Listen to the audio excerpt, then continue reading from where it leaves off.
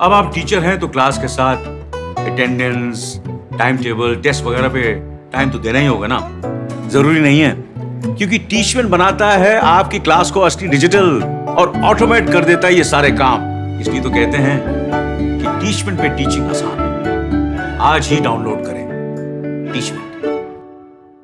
काफ़ी बच्चों के क्वेश्चंस आ रहे हैं कि सर हमारा आखिर टारगेट क्या होना चाहिए पेपर 1 और पेपर 2 को मिला के। तो जैसा कि आप सबको पता है, पिछले वीडियोस में हमने आपको बताया था कि पेपर 1 में इस बार कितना स्कोर करना सही माना जाएगा, क्या आपका टारगेट पेपर 1 का होना चाहिए।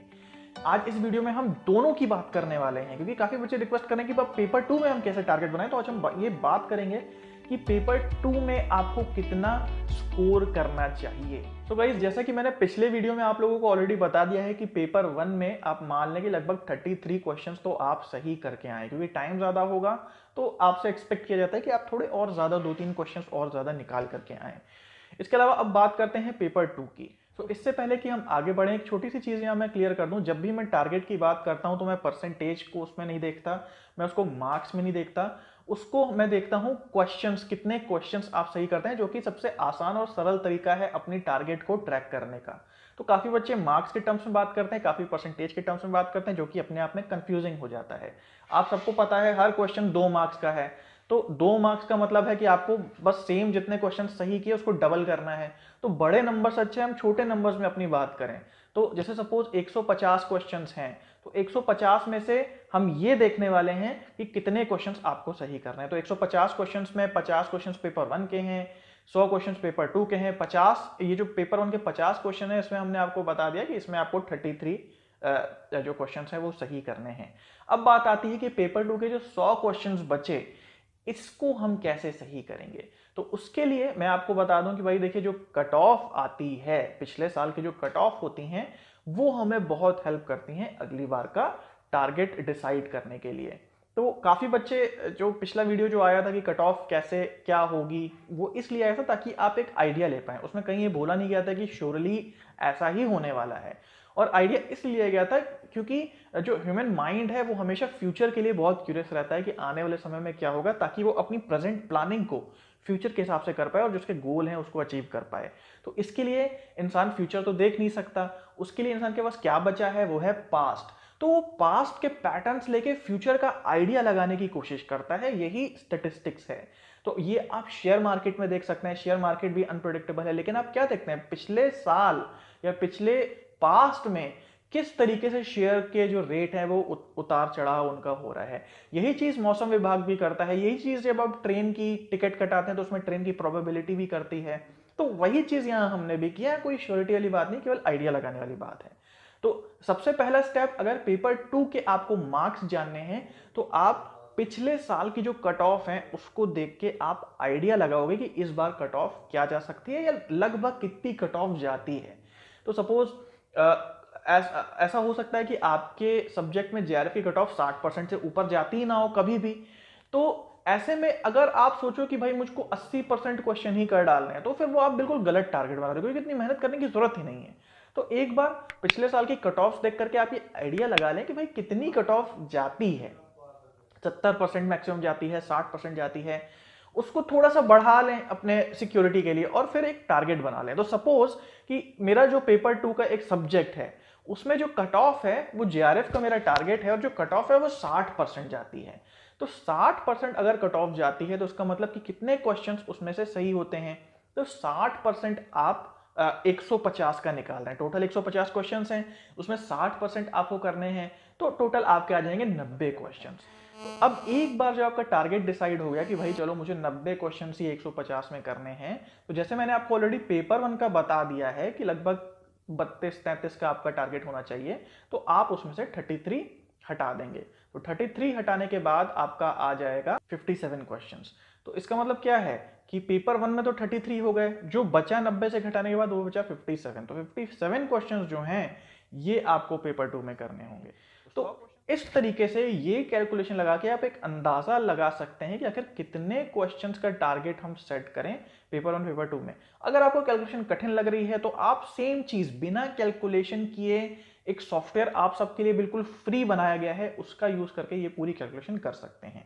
तो कैसे इसको करना है, कुमार भारत एजुकेशन में सारी की सारी चीजें, आपको कैसे टारगेट सेट करना है, टारगेट कैलकुलेटर क्या है, मार्क्स जब सही आ जाते हैं तो उसको कैसे हम सॉफ्टवेयर की मदद से जाने की नेट होगा या जेआरएफ होगा, ये सारी की सारी चीजें आपकी अवेलेबल हैं। तो मैं आपको एक छोटा सा डेमो दे देता हूं। तो कुमार भारत एजुकेशन ऐप, जैसा कि आप सबको पता है कि प्ले स्टोर पे डाउनलोड हो जाती है, तो सबसे पहले हमको क्या करना है कि कुमार भारत एजुकेशन ऐप को खोलना है। तो जब आप खोलेंगे इसको, ये स्टार्ट होगी और जो सबसे पहली स्क्रीन होगी उसमें कुछ ऑप्शंस आपके सामने आएंगे, जिसमें सबसे पहले आपको जाना है ओल्ड पेपर कट ऑफ वाले ऑप्शन में। ठीक है, तो इसमें बहुत सारी चीजें आपको अंदर मिल जाएंगी, जिसमें सबसे एंड में इसमें आपको नया सिलेबस भी मिल जाएगा, पुराने साल के प्रीवियस ईयर पेपर्स भी मिल जाएंगे डाउनलोड करने के लिए। तो सबसे एंड का जो इसका ऑप्शन है वो कट ऑफ का है, सारी कट ऑफ इसके अंदर है, सब फ्री में अवेलेबल है, डाउनलोड कर सकते हैं, पीडीएफ फॉर्म में है। तो ये देखिए आपके सामने फाइल आ गई, पिछले साल की कट ऑफ है, जिसमें हम देखते हैं दिसंबर 18 वाली कट ऑफ को देखते हैं, क्योंकि जब मैं ये वीडियो बना रहा हूँ तो वही सबसे रिसेंट कट ऑफ आई है हमारे पास। तो इसमें हम नीचे से जो पांचवा ऑप्शन है वो दिसंबर 18 की कट ऑफ है, जिसको हम क्लिक करते हैं और यहाँ डाउनलोड कर लेते हैं। तो देखिए ये फाइल डाउनलोड हो रही है और डाउनलोड होने के बाद ये इस तरीके से फाइल दिखती है। देख लीजिए कैसे कट ऑफ देखी जाती है। तो उसमें देखिए यहाँ पे जैसे लिखा है सपोज फिलोसफी, ठीक है, तो 4-5 बार क्यों लिखा है, हर कैटेगरी के हिसाब से अलग अलग कट ऑफ लिखी है, ओबीसी, एससी, एसटी, जनरल। ठीक है, तो उसमें देखिए क्या लिखा है, आगे जेआरएफ का परसेंटेज लिखा है, कितने परसेंट जेआरएफ का आपका स्कोर गया, और उसके बाद ये लिखा है कितने लोगों ने जेआरएफ किया, और फिर आपका नेट का परसेंटेज लिखा है कट ऑफ का, और उसके बाद ये लिखा है कि कितने लोगों ने वो नेट का पेपर निकाला है। तो एक बार जब आप यहां से अपने सब्जेक्ट की, अपने कैटेगरी की कट ऑफ देख लें, सपोज यहां हम एग्जांपल ले रहे हैं 60% का, आपका कुछ और हो सकता है। उसके बाद आपको बैक जाना है फिर से आपका जो मेन पेज है। इस मेन पेज पे देखिए आपको हरे रंग से दिया है यहाँ पे टारगेट कैलकुलेटर। तो टारगेट कैलकुलेटर को आपको क्लिक करना है, तो ऐसी स्क्रीन आपके सामने आएगी जिसमें आप अपना टारगेट डाल रहे हैं। हमने यहाँ पे 60% बनाया है, तो हम यहाँ 60 डाल के सबमिट क्लिक कर दे रहे हैं। तो अब देखिए, ये देखिए क्या दिखा रहा है यहाँ पे, सबसे नीचे जो ब्लू पट्टी है वो दिखा रहा है total correct answers 90 out of 150। तो 60% क्या मतलब है कि आपको 90% क्वेश्चंस जो हैं, 90 क्वेश्चंस जो हैं वो 150 में से करने हैं। और पेपर 1 में कितने, लगभग 33 का यहाँ टारगेट बना हुआ है, आप देख सकते हैं। और पेपर 2 में कितने लिखा है, paper 2 correct answers 57 out of 100। ठीक है, तो आइडियली आपको 33 क्वेश्चंस अगर आप पेपर 1 में निकाल लें और 57 क्वेश्चंस अगर आप पेपर 2 में निकाल लें तो आपका अच्छा स्कोर माना जाएगा।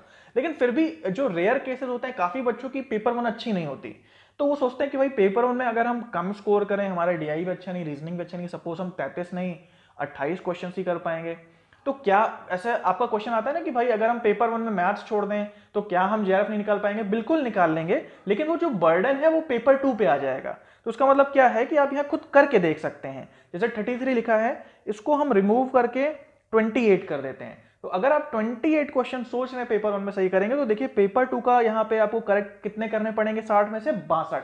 तो वो बर्डन शिफ्ट होकर के आपका पेपर 2 पे आ गया, यानी अब आपको 62 का टारगेट बनाना पड़ेगा पेपर 1 के लिए। काफी उलट इसके ये भी होता है कि बच्चे सोचते हैं कि इनका पेपर 1 अच्छा होता है, पेपर 2 उतना अच्छा नहीं होता। वो सोचते हैं कि भाई पेपर 1 में तो मैं 40 क्वेश्चन सही कर सकता हूं, तो पेपर फिर मुझे कितना पेपर 2 में करना पड़ेगा? तो आप सिंपली यहाँ पे 28 रिमूव करके मैं यहाँ पे 40 कर देता हूं।